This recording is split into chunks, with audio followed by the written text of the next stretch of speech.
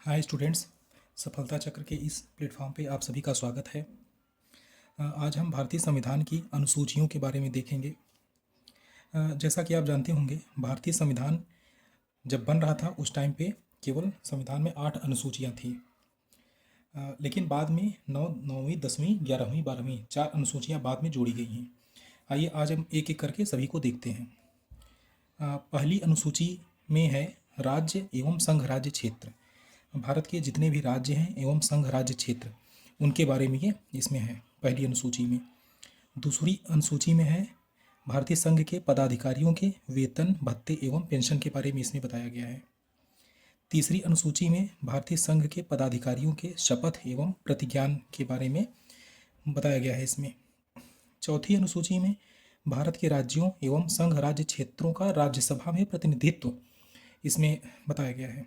आइए अब इसे हम ट्रिक के माध्यम से देखते हैं। पहली अनुसूची आपको याद करना पड़ेगा, राज्य एवं संघ राज्य क्षेत्र का वर्णन है इसमें। दूसरी, तीसरी एवं चौथी तीनों को मिला के मैंने एक ट्रिक बनाई है। वेतन ले लीजिए, वेतन दे दीजिए, शपथ लेके चले जाएंगे राज्यसभा में। वेतन दे दीजिए, शपथ लेके चले जाएंगे राज्यसभा में। ये दूसरे, तीसरे एवं चौथी अनुसूची के लिए ट्रिक है। वेतन दे दीजिए, शपथ लेके चले जाएंगे राज्यसभा में। पहला आप याद कर लीजिए, राज्य एवं संघ राज्य क्षेत्र है। अब हमारी 4 अनुसूचियाँ कंप्लीट हो गई हैं। अब हम 5वीं देखते हैं। 5वीं आपको याद करना पड़ेगा। 5वीं अनुसूची में है अनुसूचित क्षेत्रों एवं अनुसूचित जनजातियों का प्रशासन एवं नियंत्रण।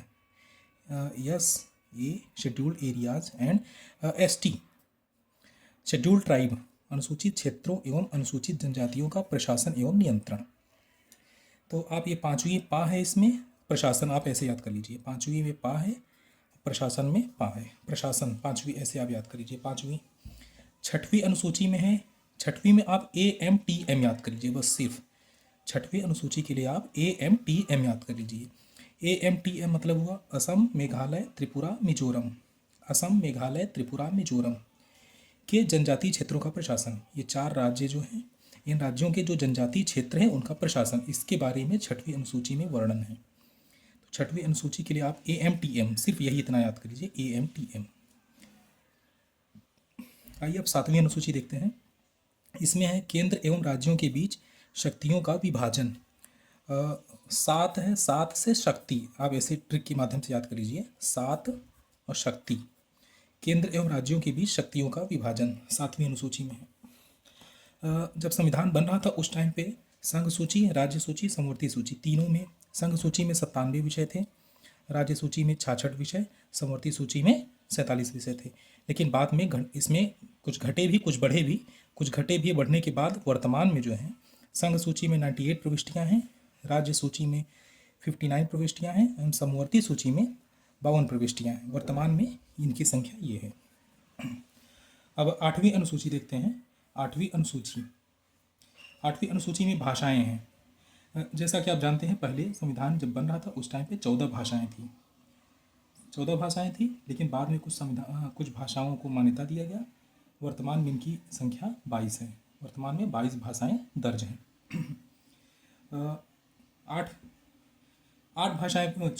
14 भाषाएं पहले ही थी। 21वें संविधान संशोधन अधिनियम 1967 द्वारा सिंधी भाषा को जोड़ा गया। ये आपकी जो है 15वीं भाषा बनी सिंधी, इसे दर्जा दिया गया। 15वीं भाषा सिंधी बन गई। फिर 71वें संविधान संशोधन 1992 द्वारा मणिपुरी, कोंकणी, नेपाली, इन 3 भाषाओं को जोड़ा गया। 14 एक 15 हो गया, 16 17 18। तो आप इसे ट्रिक मैंने मकान के माध्यम से याद करिए आप। मकान, म से मणिपुरी, क से कोंकणी, न से नेपाल। 21वें संविधान संशोधन द्वारा सिंधी जोड़ा गया। 71वें संविधान संशोधन द्वारा मणिपुरी, कोंकणी, नेपाली, मकान, इसे जोड़ा गया। फिर 92वें संविधान संशोधन अधिनियम 2003 द्वारा बोडो, डोगरी, मैथिली, संथाली 4 भाषाएं जोड़ी गई। बॉडमॉस के माध्यम से याद कर लीजिए। ब से बोडो, ड से डोगरी, म से मैथिली, स से संथाली, बॉडमॉस। आप इधर भी आप ट्रिक के माध्यम से याद कर सकते हैं। 21 और 71 को जोड़ेंगे तो 92 आ जाएगा। ट्रिक है, मैंने बनाई है। 21 + 71 = 92। मकान ये 71वें में है और बॉडमॉस, ये 3 ट्रिक हैं। तीनों ट्रिक आप याद कर लीजिए। अब आइए 9वीं अनुसूची देखते हैं।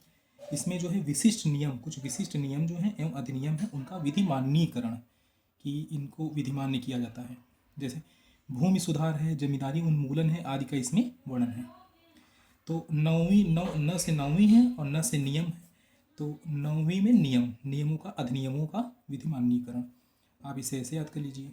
लेकिन हाँ, इसे जो है पहले, सबसे पहला जो संविधान संशोधन हुआ वो यही हुआ था, नौवीं अनुसूची को जोड़ा गया था। 8 तो पहले से ही थी, 9वीं को जोड़ा गया।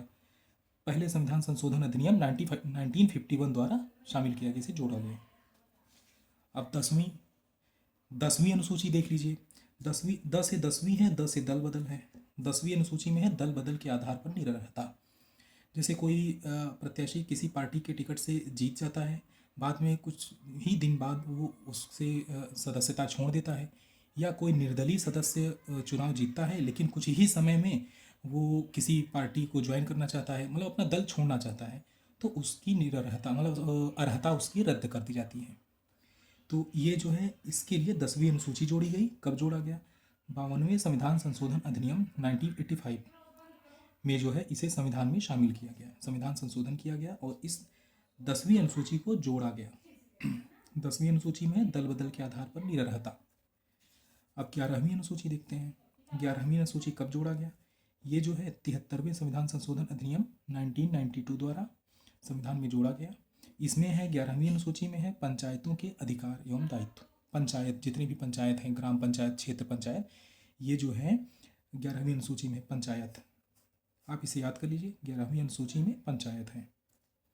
फिर 12वीं अनुसूची भी जोड़ा गया। कब जोड़ा गया? ये 74वें संविधान संशोधन अधिनियम 1992 द्वारा संविधान में जोड़ा गया।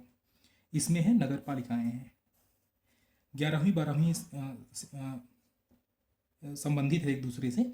जैसे 73वें संविधान संशोधन अधिनियम 1992 है, इसमें 74वें संविधान संशोधन 1992 सीरियल से ही है दोनों। इधर भी सीरियल से 11वीं 12वीं है, और 11वीं में पंचायत हैं, 12वीं में नगर पालिकाएँ हैं। जैसे नगर पंचायत, नगर महापालिका, नगर निगम, इनके बारे में वर्णन है, इसके लिए 12वीं अनुसूची जोड़ी गई है। धन्यवाद।